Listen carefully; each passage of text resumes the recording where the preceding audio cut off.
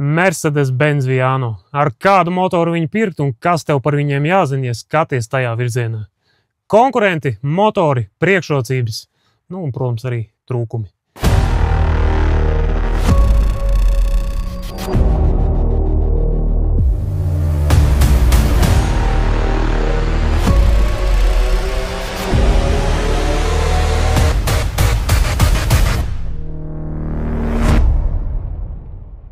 Tātad visi bembisti un pārējie gangsteri, ja vēl neesat pāršķīruši, noteikti paliekam pie ekrāniem.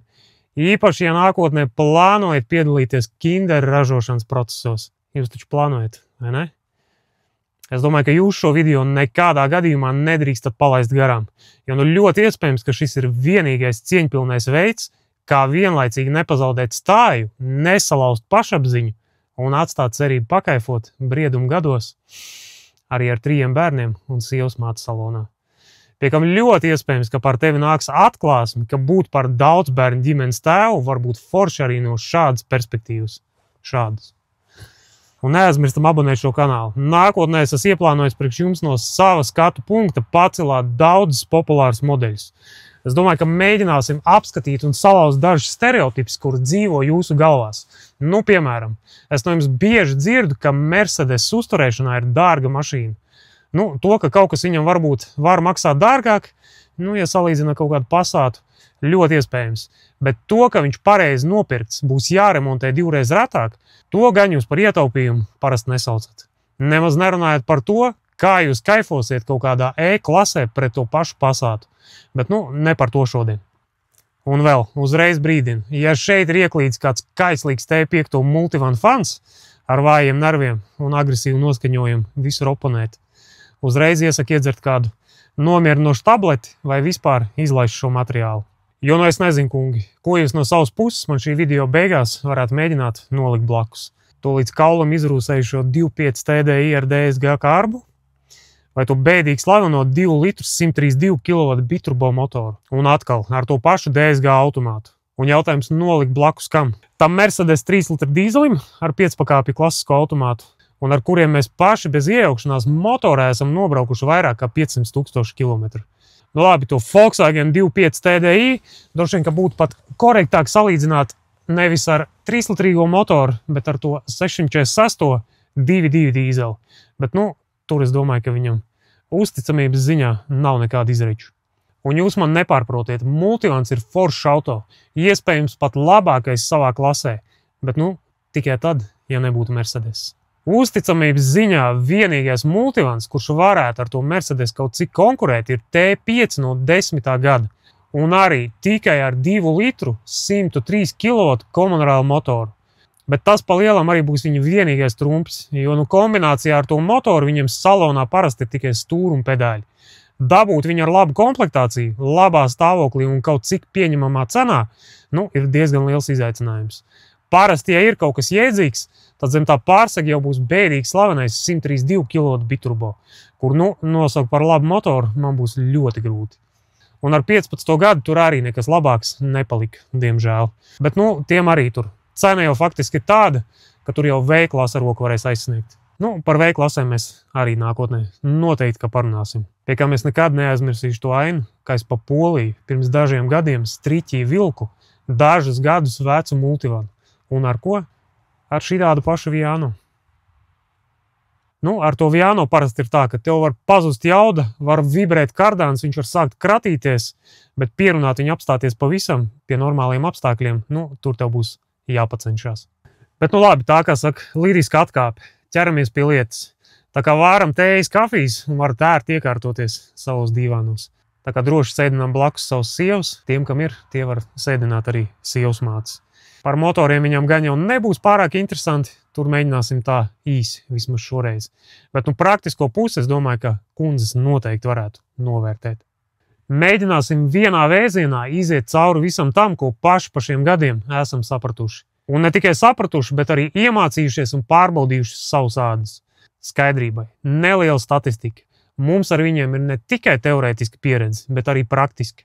Un mēs ne tikai viņus vedam no Vācijas, lai pārdotu, jo mēs esam atveduši no Vācijas vairākus desmitus dažādu paužu un salikumu Vito, Viano un V-klases. Ja ar to vēl ir pamaz, pēdējos 15 gados esam nobraukājuši ar viņiem ikdienā arī paši.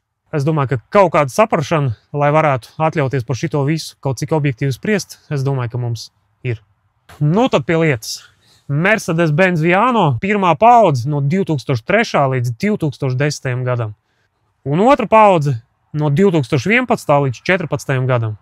Galvenās atšķirības starp faceliftu un nefaceliftu pamatā vizuāli tie būs priekšējie lukturi, spārni, bumperi, aizmugurējie lukturi, kaut kādas nelielas izmaiņas salonā, bet nekas būtisks. Stūre, un nedaudz kaut kādas apdars izvēles iespējas. Tātad galvenās versijas, kādās viņi tika komplektēti. Trends, ambients, avangards un mazliet retāks jau būs ekskluzīvs un funs.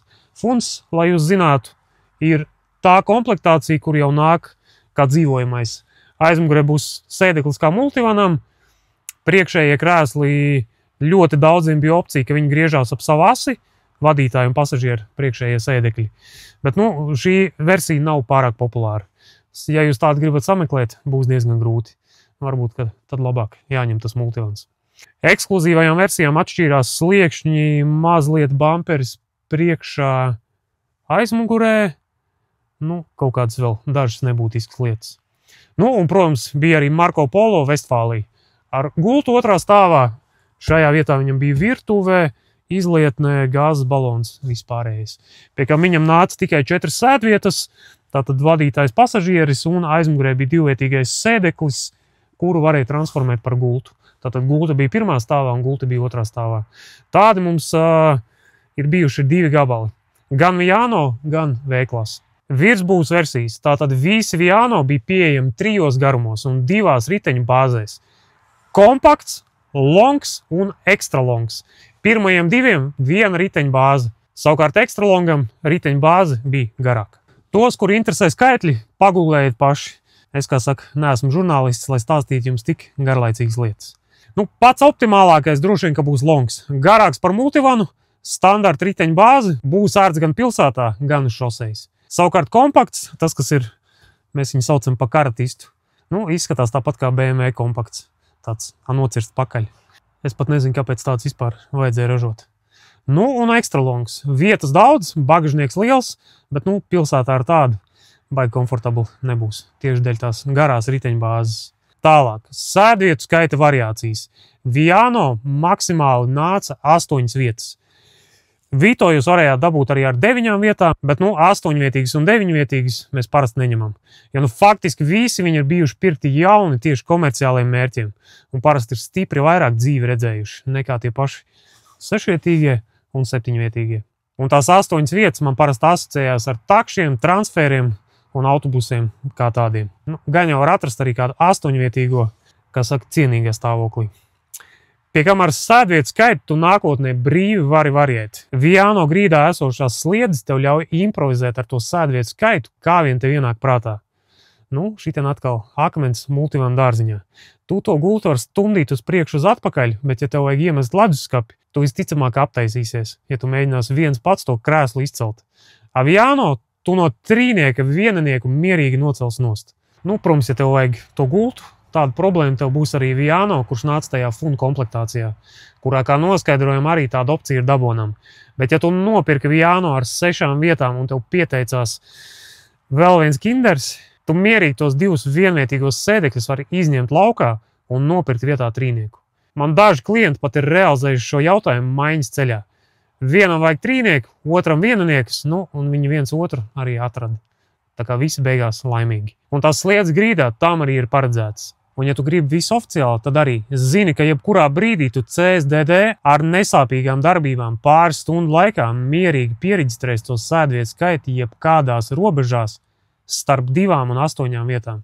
Kā vien tev sirds kāru. Vāciešiem īstenībā pat ir vēl vienkāršāk. Viņiem visiem Viano reģistrācijas apliecībā ir norādīts nevis konkrēts sēdvietu skaits, bet citēji līdz 8 vietām. Tā kā viņi tur var likt kādus krēslus viņi grib. Pie kam, kā jūs te pamanījāt jau, jostas ir katrā sēdeklī. Motori. Šoreiz par dīzeļiem, jo benzīni mums nav pārāk izplatīti. Un tie 3,5 litrīgie benzīni, kur viņam nāca no tā 7. gada plus mīnus, pat nav izskatīšanas vērti. Jums viņas nevajag, ticat man. Un ar dīzeļiem viss ir vienkārši. Tur ir tikai 3 motori. 2 ar 2,2 litru tilpumu, vai man kā te piekoriģēja faceliftam esot 2.1, nevis 2.2. Lai būtu. Pirmais 2.2 motors līdz tam 11. gadam nāca ar motoru kodu 646, un faceliftā jau no tā 11. gada bija 651, vai, ja tā ļoti korekti, tad OM 651. Un, protams, galvenais Viano trumpis, 3 litru dīzels ar motoru kodu OM 642. Tas motors nāca vairumā Mercedes modeļu no 2005. līdz 2017. gadam. Viņš ir sastopams gan C klasēs, gan E klasēs, gan S klasēs, Vito, R klasē. Katrā ziņā visos, kuros viņi varēja ielikt, kur, kā saka, vieta atļauj, tajos viņi arī viņu lika.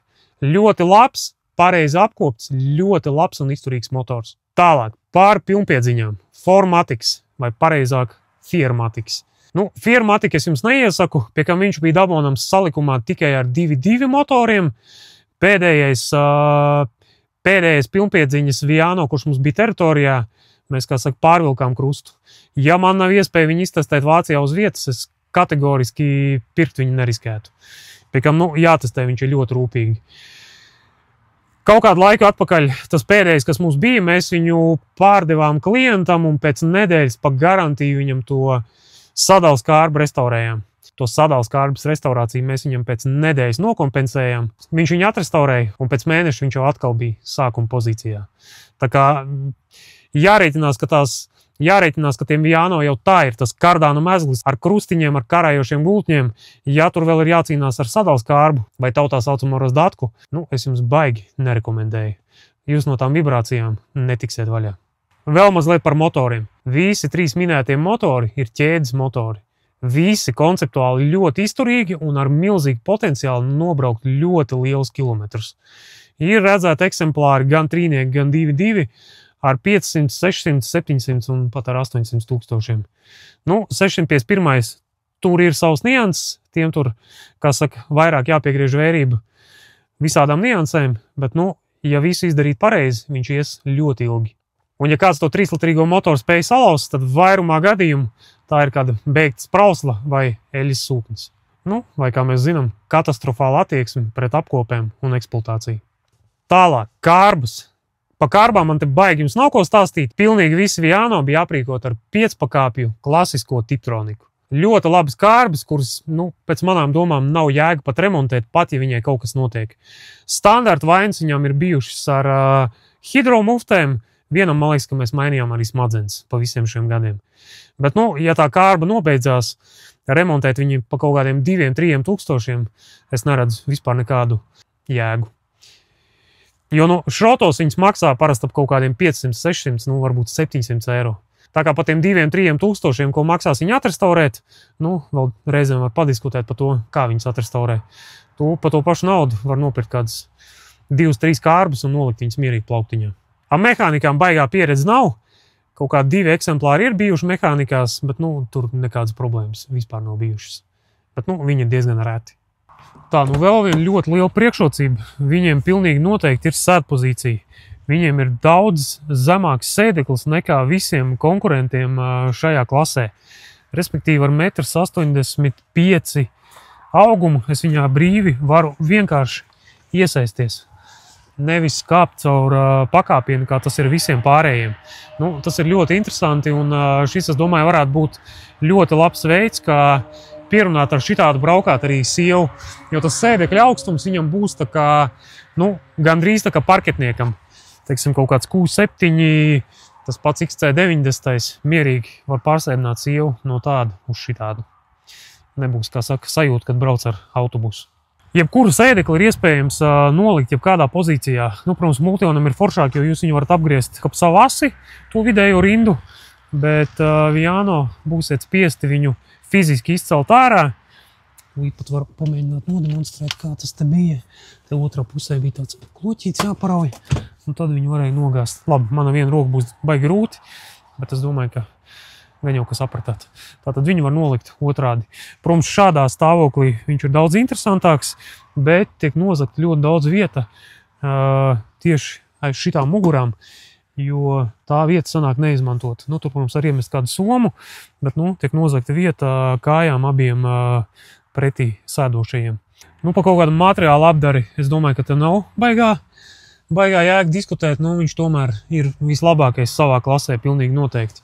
Visi šitie paneļi ir, kā saka, soft touch paneļi, nevis tur no lētām plasmasas pudelēm taisīti, grīdas viss ir paklājos, un rekur arī sliedas redzat, pa kuriem te krēsli stumdās uz priekšu uz atpakaļ.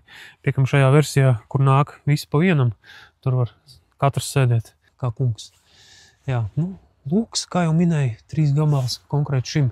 Nu, ar lūkām viņiem ir diezgan švaki, vēl viņiem diezgan vārga vieta ir tieši paši griesti, viņi ar gadiem deformējās. Nu, tur neviens nav vainīgs, ne pārdevējs, ne pircējs. Tur ražotājs kaut ko nav izreitinājis, un viņi ar laiku deformējās. Tur, ja tā ieskatīties, tad var redzēt, ka viņam tas vidus mazliet ir izliecies. Nu, šim salīdzinoši vēl ir diezgan minimāli, bet nu, tā problēma viņiem ir diezgan liela. Bet jā, tātad pa materiālu kvalitāti, nu, šis pat nāk diezgan ekskluzīvā izpildījumā. Viņam nāk āda un alkantara. Viņa nāca tikai šai te versijai, kas bija Edition 125. Pārējiem nāca vai nu pilnā āda, ambientam tātad nāca pilnā āda, savukārt tie, kas nāca trenda komplektācijās, tiem bija it kā pusādas salons, bet viņiem pa vidu bija audums un malās bija dermantīns. Nu, tas dermantīns ar gadiem, protams, ka sāk vienkārši drupt kopā un plaisāt. Pār aprīkojumu. Nu, tie, kas nāk daudz labāk nokomplektēti, tātad ambienti parasti būs labāk nopakoti. Tās ekskluzīvās versijas, tas Edition 125 arī būs labāk nopakots. Nu, teiksim, šim konkrētajam jau būs atmiņas abās pusēs. Tiem, kam nāk stojkās pīkstuļi, ļoti viegli var, kā saka, pa gabalu jau redzēt, vai ir mūzikas sistēma tā premium vai nav. Nu, skan viņš ļoti labi. Zem sēdekļu viņam nāk subwoofers, šajā vietā. Augšā nāk pīkstuļi. Nu, gan jau, ka kaut kur nāk arī kaut kāds pastiprinātais. Elektriskās durvis abās pusēs, jā, kur rest funkcija klimata kontrolē, augšā vēl viena klimata kontrole. Rest funkcija, tiem, kas nezin, atbraucāt ar siltu mašīnu uz veikalu, jāieskan tur uz kaut kādām, teiksim, 15 minūtēm, uzspiežam restu, un viņš ieslēdz klimata kontroli atpakaļ, mašīna var slēgt ciet. Atnāksiet atpakaļ no veikala, pēc 15 minūtēm tas salons vēl nebūs atdzisis, jo viņam tā siltā gaisa recirkulācija kaut kādas minūtes, ja pareizi atceros, 10, turpinās iet. Tā kā sīkums, bet patīkami. Kas vēl mums te no aprīkojuma? Glāzīšu turētājs šeit. Šim, ja nemaldos, bija arī atpakaļ skata kamera, multistūre, kruīzs, atmiņas vadītājam, autonomā apsilde, nolokāmi spoguļi, aizmugurē logi ar saucamajām fortečkām. Viena fortečka pat palikusi vaļā, galvenais atcerēties viņu ielikt atpakaļ. Par kaut kādām vājajām vietām un slimībām, kas viņiem ir diezgan izteikts. Pats galvenais, ļoti uzmanīgi skatāmies, kas ir ar rūsu. Visvājākās vietas pilnīgi noteikti būs šīs te. Vienmēr braucam skatīties, tad, kad braucam viņus skatīties, noteikti sākam ar šīm te vietām. Šitos stūrīšus paskatāmies. Latvijā brauktu, es neizskatītu pat kā opciju. Viņi būs jau diezgan paguruši. Vienmēr vajag atvērt vaļā durvis, paskatīties, kādā stāvoklī šeit pie sliedēm apakšā viss ir. Un te pašos stūros, sliekšņu galos. Tās viņiem faktiski ir pašas vājākās vietas. Aizmugurējie vāki. Aizmugurējiem vākiem visvājākās vietas ir tieši ap šo te rokturi. Viano rūsu šajās vietās es neesmu redzējis pilnīgi nekad. Šeit viņi principā nerūsē. Nu labi, slēdzam, bišķi sarūsējusi. Tātad vājās vietas un problēmas, ar kurām mēs ļoti regulāri esam saskārušies. Nu, tātad ļoti jāuzpasē ir sprauslas, sprauslām gredzeni. Gredzens es ieteiktu mainīt ik pa kaut kādiem, nezinu, 1100 droši vien. Katram gadījumam. Jo, nu, tās ir tādas pamatlietas, kas tos motors var nokaut. Vēl ir dzirdēts peļas sūkņiem, nu, kas arī ir jāuzpasē, bet nu, ar tiem mums pašiem pieredze nav bijusi. Bet, nu, par ļaunu droši vien, ka nenāks apsakot arī to mēzglu. Visas reizes, kur ir kaut kas dzirdēts pa kaut kādiem beigtiem motoriem, nu, lielākā daļa ir bijusi saistīta tieši ar to, kad ir bijuši beigtas sprauslas. Ilgstoši ir braukāts ar beigtām sprauslām. Tā kā tās mēs nu, ļoti uzmanīgi skatāmies, sekojam līdzi. Ar tām beigtajām sprauslām visticamāk, ka nokausiet kādu virzulu. Tā kā tā. Nākošais ļoti populāra problēma viņiem ir vibrācijas, kaut kādi kardāni, karājošie gultņi, krustiņi, motoru un kārbas spilveni. Kārbas spilveni būs gan trīniekam, gan 2-2, ar kardāniem un karājošiem tieši tas pats. Tur es nekādas baigās atšķirības neredzu, vai tas ir 2-2 vai tas būs trīnieks. Problēmas būs visiem, visos gados, visās paudzēs. To kardāni es pat rekomendētu noņemt uzreiz nost, aizvest uz pilnu apkopi. Tā apkopa tur maksās kaut kādi, 300-400 eiro. Vedam mēs viņus imantā uz vienu konkrētu vietu. Tur mums parasti viņas apkopi, saliek, nobalansē un var braukt. Spilveni. Motoru kārbas spilveni. Nekādā gadījumā neliekam lētos spilvenus.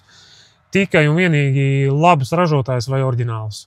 Ar lētiem spilveniem ir bijušas tādas problēmas, ka otrais vairs negribētos tam visam iet cauri, diemžēl. Pa to pieredzi ar tām vibrācijām un lētiem spilveniem, kā reiz stāsts par to, ka to pieredzi var nopirkt arī pa naudu. Vienam Vito mums bija vibrācija, to vibrāciju nevarēja atrast, kur bija vaina, tur divreiz veda to kardānu, restaurēja, mainīja tos spilvenus, kārbai, motoram, sprausas pat ņēma ārā to vibrāciju meklējot. Ko mēs tur vēl darījām? Kārbu ņēmām nost, pusasis, aizmugurē reduktoru, tur pārgāja pāri visai mašīnai. Beigās izrādījās, ka vaina bija lētā kārbas spilvenā, kurš vienkārši bija ciets kā akmens. Un dēļ tā viņš atdeva visu vibrāciju uz kardānu. Tā kā, ar šito prātīgi. Vēl tur šad tad, tiem, kas ir vairāk pastāvējuši vai sliktākā klimatā braukuši, tiem ir bijušas problēmas arī ar priekšējām atspērēm, lūst atspēres, aizmugurē ļoti daudziem nāk pneima diezgan primitīva. Tur baidīties no viņas nevajag, viņa pilda to saucamo self-leveling suspension funkciju, respektīvi varat iekraut bagažniekā 500 kg un viņš kā stāvēja, tā viņš arī stāvēs. Mainījis es viņus esmu vienu reizi, konkrēti šim te Viano, kurā es sēžu. Mēs viņus mainījām, bet nevis tāpēc, ka viņi kristu pa naktī zemē, bet tāpēc, ka viņam bija plaisiņas un tas tur neļaus iziet apskat šai mašīnai. Tātad abas spilvenes uzlika jauns. Bet redzējis Viano ar nokritušu pakaļ no rīta, vēl nekad neesmu neko tādu pieredzējis. Ar elektrību es te baigi čakarējies neesmu.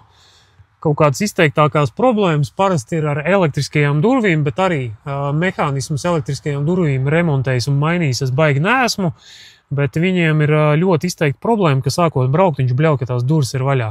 Un uz tā rēķina ļoti bieži salonā var palikt gaisma ieslēgt. No rīta aķīts, protams, būs sauss. Tā gan ir diezgan izteikta problēma. Mēs līdz šim brīdim neesam viņu iemācījušies saprātīgā budžetā atrisināt, tā kā ja kādam ir ar šo te pieredzi, labprāt paklausīšos. Vairumā gadījumu tur vienkārši ir jāliek jauns mehānisms un elektriskajām durvīm tas mehānisms nav baigi lēts, diemžēl. Vēl es domāju, ka jums ļoti interesē, kas ir ar rūsu. Tā kritiskākā problēma viņiem bija līdz 2007. gadam, kur viņi rūsēja vienkārši nejēgā. No 2007. gada viņiem pamainījās tehnoloģija. Protams, tie, kas būs ilgi braukuši pa Latviju, tur lielas starpības nav. Rūsēs viņi vairāk vai mazāk, bet pilnīgi visi. Bet tas, kā jūs varat atšķirt, kurā gadā viņam nomainījās tā tehnoloģija, cik es to esmu sapratis, respektīvi, ko mēs redzam, ir abi apaļie, mēr instrumentu paneļi, bet pulksteņi. Vecākiem gadiem viņš nāca ar vienu kā saka, tādu tā kā pusmēnesi. Ar tiem bija pavisam bēdīgi, tie ļoti rūsēja. No tā 7. gada uz augšu tā problēma jau vairs nav tik kritiska, un facelift jau vācieši principā baigi nerūsē. Tās slimākās vietas viņiem ir, tas aizmugurējais vāks, sliekšņi, bet ar pārējo mēs te baigi cīnījušies neesam.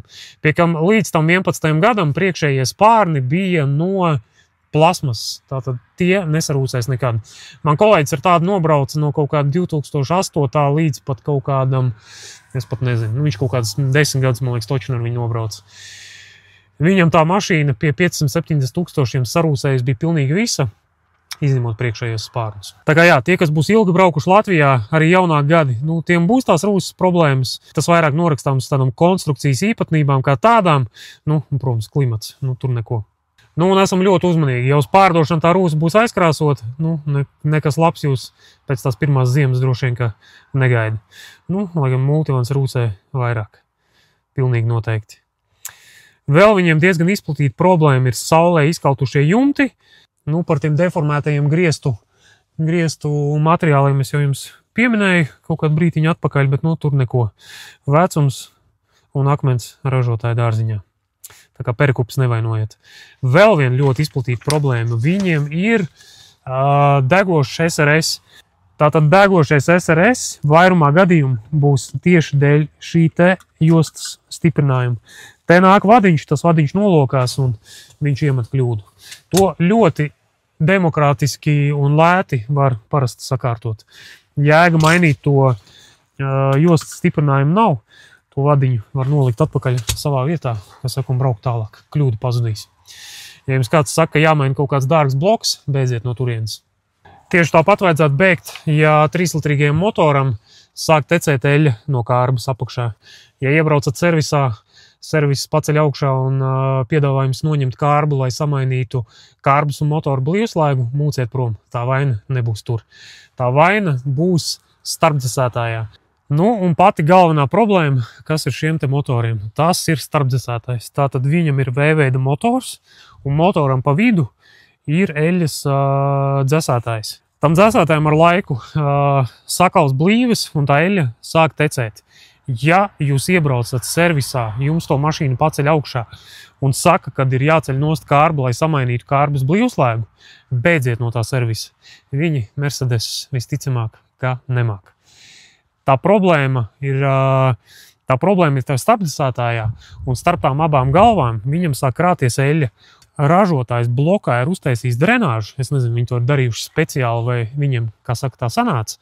Bet pa to drenāžu no tā akvārijas starp tām abām galvām tā eļļa sāk tecēt lejā un viņa iztek ārā no kārbas. Un ja visām pārējām mašīnām uz pasaules tekot no kārbas ārā eļļai, visi ņem nost kārbu, lai samainītu blīvslēgu, tad Mercedesam zināt, ka tā problēma būs starpdzesētājā. Lai to nomainītu, nāksies nocelt pilnīgi visu augšu, nekas tur baigi traks nav. Šitie plasmas noņemās, šitas noņemās, nu tad jau tur daudz brīvāk var tikt klāt. Mūsu čaļi servisā to problēmu ir jau iemācījušies gandrīz ar aizsietām acīm novērst. Faktiski lielākā daļa visi Viano iziet šo te ciklu. Šim tā problēma arī ir sakārtota, bet nu, mēs bijām spiest viņu sakārtot, jo konkrētajam Viano, uz kur jūs skatāties, viņam ir mainīts motors. Un tas motors viņam bija nokauts tieši dēļ beigtām sprauslam. Šeit gan visas 6 sprauslas ir ielikts jaunas, kā saka, veikalā no plaukta paņemtas. Tā kā es domāju, ka kaut kādu laiku te baigām problēmām būt nevajadzētu. Bet, nu jā, ja iebraucat servisā un viņi jums mēģina iestāstīt, ka jums ir jāmaina blīvslēgs, tad beidziet. Meklējiet servisu, kur Mercedes māk. Tā, nu vēl pāris vārdu par šīm te ventilācijas lūkām. Ļoti daudziem viņas ir salauztas. Reku, nu šitam ar te mazlietiņi ir, reku, viņas ielauztas. Bet, ja jūs redzat, ka ar šo mezglu kaut kas nav kārtībā, nu katrā ziņā tās lūkas ļoti ir jāsaudzē. Ja viņš šeit ir sabirušā, nu šitā ir vesela, reku, te viss smuki.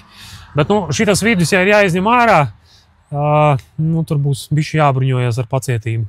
Es to gribētu salīdzināt ar puzli, kur ir no kādiem 1000 kauliņiem maziņiem. Salikt to visu pēc tam atpakaļ, saremontēt un salikt. Nu, zin kā, labāk tad es atstāju viņu tā, kā viņš ir, nevis mēģinu tur kaut ko izdarīt. Tā viņam ir tāda diezgan vārga vietā, šitā vidus konsola. Viņai ar laiku šim viņa ir ļoti labā stāvoklī, bet, nu, ja pabraukāsiet citus, paskatīsieties, viņam ir tas arī soft touch pārklājums. Viņš ar laiku te daudziem ir baigi saskrāpēts, tāds paliek lipīgs, tāpat kā starp citu saucamais bardučoks, tieši tas pats. Šim viņš tāds diezgan labā stāvoklī ir, bet, nu, daudziem te viss ir jau tāds, kā saka, tas pārklājums jau pazudis, palicis lipīgs, jau tāds nodzīvots. Tad jā, nu, mēs viņus esam ņēmuši nost, viņš ir jāiemērts Dodge 4 bremžu šķidrumā, starp citu visi, kas braukā ar tiem soft touch pārklājumiem, 4. Golfi, mazs lifehacks jums mērcam tās detaļas bremžu šķidrumā uz nakti, no rīta atnāksiet, viss tas pārklājums būs nost, melno matu varat nopūst, jums perikupu lifehacks. Runājot par kaut kādām cenām, es gribētu teikt, ka tāds sakarīgs pirms facelifta modelis, vajadzētu viņam maksāt sākot no kaut kādiem 10 līdz 13, 14 tūkstošiem. Savukārt, faceliftu zem 15 es neticu, ka vispār kaut ko tādu ļoti jēdzīgi var nopirkt. Tā kā, tie, kas šito modeļu virzienā skatās, ar kaut kādu 15 uz augšu vajadzētu rēķināties. Tad attiecīgi jau jāskatās, kāds aprīkojums, kāds stāvoklis un viss pārējais. Un tagad varam parunāt par alternatīvām. Kas viņam ir?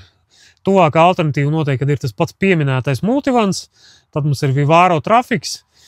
Kā saka, arī nav slikta opcija, piekam lētāk un, cik zināms, Trafikam un tam pašam Vivaro tās problēmas ar rūs ir mazliet mazākas nekā konkurentiem. Bet, viņiem arī parasti ir trūkumi. Parasti labā aprīkojumā viņi ir ar īso bāzi un viņiem nav opcijas ar klasisku automātu. Pilnīgi nevienam. Tuvākais atkal tur būs multivans noteikti, bet, multivanam DSG un visi tie 2.5 dīzeļi un biturbo divnieki. Priekš manis tas nebūtu baigais variants, ja ir jāsalīdzina ar Mercedes motoriem, agregātiem un visu to aptver, kas viņam ir. Piekam, Mercedes taču izskatās, man liekas, ka daudz smukāk. Vai ne? Kā tur bija tas teiciens? Mercedes arī Āfrikā ir Mercedes. Ir Mercedes un tad ir visas pārējās markas.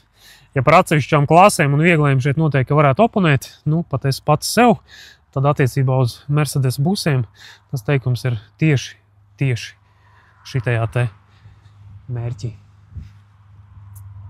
Jo Viano vispirms ir Mercedes un tikai pēc tam mikroautobus. Un maz piezīme visiem tiem, kuri joprojām nesaprot, kāpēc Viano joprojām ļoti labi turās cenā. Un tā galvenā atbilde kā reize ir tieši tajā 3-litrīgajā motorā. Nevienam citam līdzīgam busam īsti tāds motors nav pieejams. Kā jau mēs šajā video noskaidrojām, viņš ir ne tikai izturīgs, bet arī ļoti jaudīgs, ļoti plašas iespējas ar viņu, kā saka, ir paspēlēties ar failiem. Tas vairāk, protams, attiecās uz visādiem bembistiem, bet tās opcijas viņam ir diezgan lielas. Tas ir bijis viens Viano, mēs viņu pārdevām atpakaļ eksportā uz Vāciju. Vācijā nopirkām un vācietim atpakaļ arī pārdevām. Viņam bija Active Sound izplūde, tāda kā SQ5 uzlikta, un pēc visiem tiem datiem, kas mums bija pieejami, viņam jauda bija kaut kas ap 260 zirgiem. Gāja viņš kapitāli.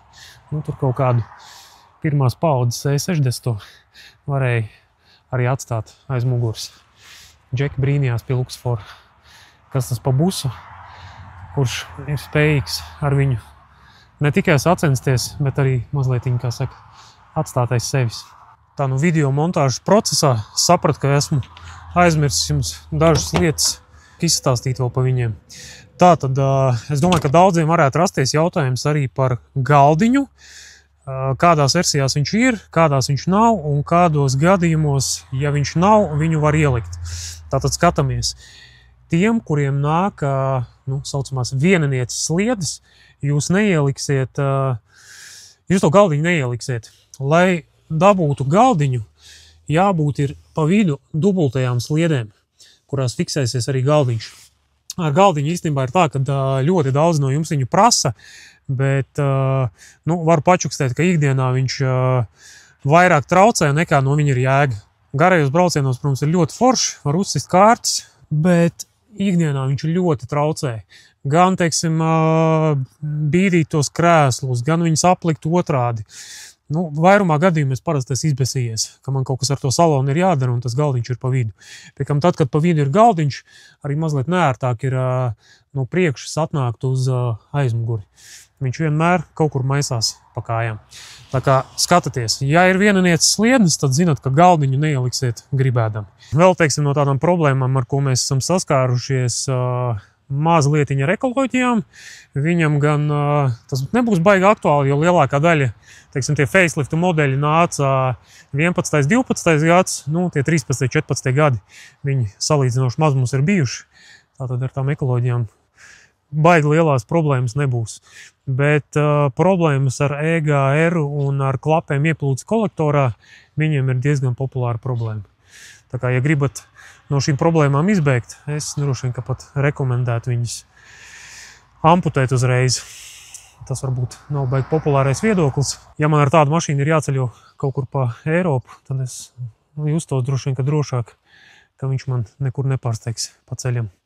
ar kaut kādu nosprūdušu EGR vārstu vai tam pašām klapēm ieplūdes kolektorā. Par kaut kādām piekaras problēmām baigi nekas nav bijis. Populāra problēma atbalsta gultņi ir amortizatoriem priekšā. Par tiem pneimo baloniem es jau minēju. Teiksim, pa pašu piekari nekādi baigie jautājumi nav. Atskaitot, protams, tās kārbas un motoru spilvenes. Tie ir faktiski katram otrajam jāmaina. Un, kā jau minēju, neliekam lētus analogus, liekam vai nu oriģinālu, vai nu tādu tiešām ļoti labu analogu. Par kaut kādām izmaksām. Tātad starp tām populārajām problēmām, ko es minēju, bija arī mufta kārbai. Ja tur sāk parādīties kaut kādas vibrācijas, un tās vibrācijas pēc kardāna pārvada atjaunošanas remontā nepazūd, tad ļoti uzmanīgi vajadzētu pabraukt pa šosei un patestēt, paskatīties, vai tā vibrācija, kā lai to vienkāršāk izskaidro, nesinhronizējās ar tahometru. Tātad vienmērīgi braucot, ja tā vibrācija iet sinhroni ar kaut kādām tahometra šautras kustībām anormālām, tad droši vien, kad visticamāk, ka tā būs hidromufta. Tad pēdējā laikā es neesmu viņas vedis restaurēt, bet agrāk mēs vedām uz cēsīm. Viņas restaurēja plus mīnus ap 250 eiro. Kārbu noņemt uzlikt, plus tā restaurācija maksāja ap 250 eiro. Tā pamatā arī tāda vienīgā izteiktā problēma, kas mums ir bijusi attiecībā uz to piecpakāpju automātu. Vēl es minēju par to starpdzesētāju. Starpdzesētājam tās blīves ir diezgan lētas. Viņas maksā, man liekas, ka oriģinālās ap kaut kādiem 10 eiro, bet tas darbs, kas tur ir vajadzīgs, lai viņas nomainītu, protams, ka maksās vairākus simtus, diemžēl. Pie kā mēs silti rekomendētu pa ceļam paskatīties arī visas pārējās lietas, kamēr tā augša ir nojaukta. Var paskatīties, kādā stāvoklī ir turbīna, kaut kāds blīvīts, samainīt tam pašām sprauslām gredzenus. Tie gredzeni tur maksā pāris eiro gabalā. Viņas noteikti vajadzētu tik pa kaut kādiem 100 000 noteikti nomainīt arī profilakses pēc. Beigtus gredzenus gan piešaut auss dzirdēs jau pa gabalu. Tā skaņa tāda. Tā kā cukātu garām. Tā kā jā, es noteikti pie tā starpdzesētāja blīvju maiņas, vai mainīsiet paši starpdzesētāji, noteikti rekomendētu izdarīt arī visas pārējās lietas, lai kā saka, nav 10 reizes viens un tas pats jādara un jājauc tā augšā ārā. Tātad par bagāžas nodalījumu. Bagāžas nodalījums viņam pilnīgi noteikti ir lielāks nekā multivanam. Multivanam tā gulta jau, man liekas, kad galējā stāvoklī jau būs kaut kur šeit. Tur baigi daudz neko ielikt nevar. Piekam šim pa cik ir vienanieki krēslī, tu to telpu, kā saka, var arī sadalīt un bīdīt viņu tā, kā tev pašam ir ērtāk un cik tev nepieciešams. Un attiecībā uz trīnieku beņķi, trīnieku var bīdīt visu vienā gabalā, bet viņam ir opcijas, ka katra mugura ir, muguras slīpums ir atsevišķi regulējams, pie kam, kā jau es iepriekš minēju, to viennieku varēs nocelt nost vienu pašu. Un tad tur, teiksim, kaut kādu, ja mums sanāk 1, 2, 3 krēsli, tad to viennieku varam nocelt un tur var ielikt arī kaut ko garāku. Tā kā tā noteikti būs priekšrocība. Pie kam šis ir garais, ekstra longam, tā vieta būs vēl krietni lielāka. Es tad no galas neatceros, cik tur bija centimetri. Tajā bagāžas nodalījumā tā atšķirība, bet es domāju, ka to jūs paši varat paguglēt. Bet, kā es minēju, tiem, kuriem ir tā ekstra long bāze, viņiem tā riteņa bāze ir daudz garāka. Attiecīgi viņš būs krietni neērtāks tieši pilsētā. Un vēl man liekas, ka es nelīdz galam korekti izskaidroju attiecībā uz tiem aprīkojuma līmeņiem. Tātad trendu mēs jau noskaidrojam, ka viņš ir visvienkāršākajā aprīkojumā. Parasti tur nāk tas pusādas dermantīna salons, tad bija ar pilno ādu ambients, funs bija pārsvarā pieejams ar ar audumu saloniem. Viņam gan tas audumu salons tāds diezgan interesants, bet, nu jā, tur ādas izpildījumu tam funam, kuram nāca tā multivana gulta un priekšējie krēsla grozām. Nu, to es īsti viņam neesmu tos ādas salons novērojis. Tad bija ambients ar pilno ādu, un tad jau bija kaut kāds atsevišķās versijas. Līdz tam 10. gadam nāca ekskluzīva versija, kurai salona izpildījums bija ļoti līdzīgs kā šeit. Atšķīrās bumperi. Savukārt no 11. gada viņš jau saucās Edition 125. Un tam Edition 125 viņš jau bija nevis ekskluzīvs vai ambients, bet viņš jau bija avangards. Un tās galvenās atšķirības ir chromētie spoguļi. Jābūt ir 2 veidu diskiem. Viens no tiem ir šāds, un tad vēl bija ar smalkajiem spieķīšiem.